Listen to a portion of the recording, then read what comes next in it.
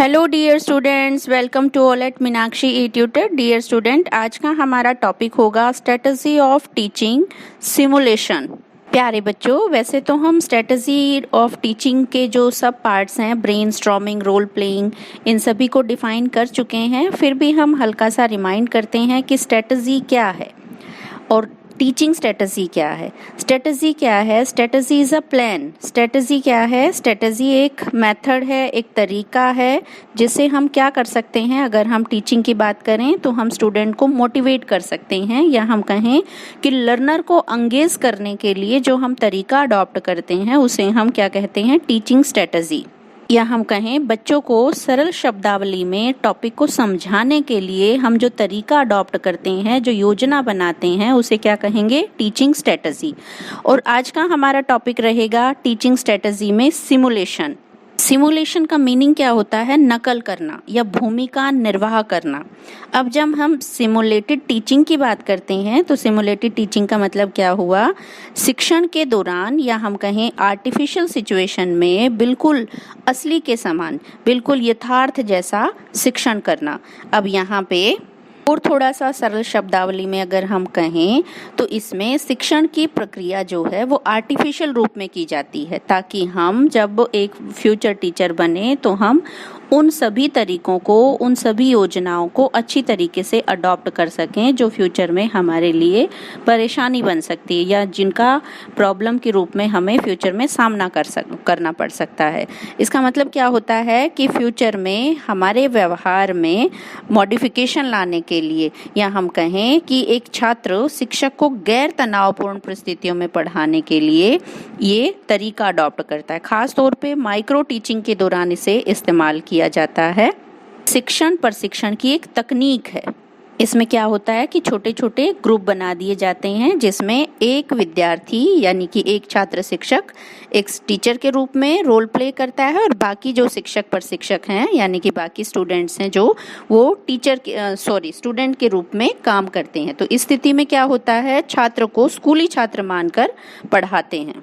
छोटे से उदाहरण की सहायता से इसे हम समझने की कोशिश करते हैं। एक विद्यार्थी है जो पायलट बनना चाहता है।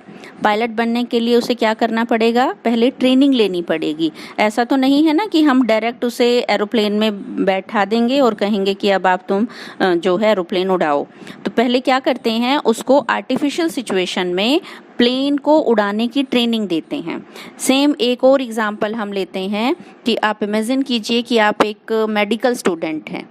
मेडिकल स्टूडेंट क्या करते हैं कि सबसे पहले ऐसा तो नहीं है कि उसे पेशेंट को ठीक करने के लिए कहेंगे कि तुम ऑपरेशन करो और किताबें पढ़ो और ऑपरेशन करो। ऐसा नहीं होगा ना। तो पहले क्या करते हैं? आर्टिफिशियल सिचुएशन में किसी भी मॉडल का या नकली रोगियों का हम सहारा लेते हैं और उन पे वो ट्रेनिंग करते हैं। तब उन्हें, जब वो पूरी तरीके से ट्रेंड हो जाते हैं, तब उन्हें ओरिजिनल सिचुएशन में ट्रीट करने का मौका मिलता है। बेसिकली इसका ऑब्जेक्टिव क्या हुआ कि वो अपने उस हुनर को, अपने कौशल को, अपने उस व्यवहार को सीख सकते हैं। कैसे सीख सकते हैं? वैकल्पिक परिस्थितियों में, या हम कहें सुरक्षित परिस्थितियों में। इसी तरीके से आर्टिफिशियल सिचुएशन में भी टीचर को ट्रेनिंग दी जाती है कि पहले वो उन परिस्थितियों को सीखे जो परिस्थितियां उसे फ्यूचर में फेस करनी है, ताकि जब वो परिस्थितियां उसके सामने आए तो वो उसे नॉर्मल लगे और उनको उसे हैंडल करना आ जाए। बेसिकली इस स्ट्रेटजी का ऑब्जेक्टिव क्या होता है? शिक्षक के व्यवहार को मॉडिफाई करना, शिक्षक के व्यवहार कौशल में सुधार करना और वास्तविक परिस्थितियों का सामना करने के लिए एक अध्यापक को तैयार करना। प्यारे बच्चों, बेसिकली सिमुलेटेड टीचिंग के 6 स्टेप्स हैं। सबसे पहला स्टेप क्या है? Assignment of role. यहाँ पे पीपल टीचर को एक टीचर का रोल प्ले करने के लिए कहा जाता है। सेकंड क्या है? Deciding skill to be practices. इस स्टेज में क्या होता है? बच्चे को एक टॉपिक दिया जाता है जिसे वो एज ए टीचर टीच करता है। थर्ड स्टेज क्या है? Preparation of work schedule. इस स्टेज में क्या होता है कि कौन बच्चा पहले टीच करेगा, कौन उसके ऑब्जर्वर रहेंगे। फोर्थ स्टेज क्या है? Determining techniques of observation.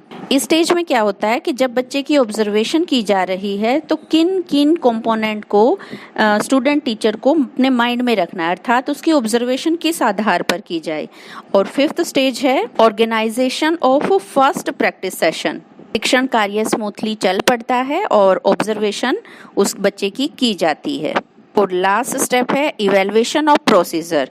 इसमें क्या होता है, कंपोनेंट्स में ऑब्जर्व करने के बाद बच्चों को रेटिंग दी जाती है और उसके बाद उसको दोबारा से अगर उसमें कोई कमी है तो दोबारा से पढ़ाने का मौका दिया जाता है। यानी कि हम कह सकते हैं कि एक तरह से माइक्रो टीचिंग का जो 36 मिनट का शेड्यूल है, जिसमें हम कहेंगे कि पहले बच्चा प्लानिंग करता है, उसके बाद टीचिंग करता है, उसके बाद उसे फीडबैक मिलता है और फिर वो रीप्लानिंग करता है। तो इस तरीके से धीरे धीरे सभी स्टूडेंट्स की टर्न आती है और वो दूसरे स्टूडेंट्स जो है उसको ऑब्जर्व करते हैं और उसकी रेटिंग देते हैं। रेटिंग में ऑब्जर्व करते हैं कि बच्चे को कितना सीखने का अवसर मिला है, कितना उसके अंदर कॉन्फिडेंस है, कितना प्रॉब्लम का सॉल्यूशन करना बच्चे ने सीखा है।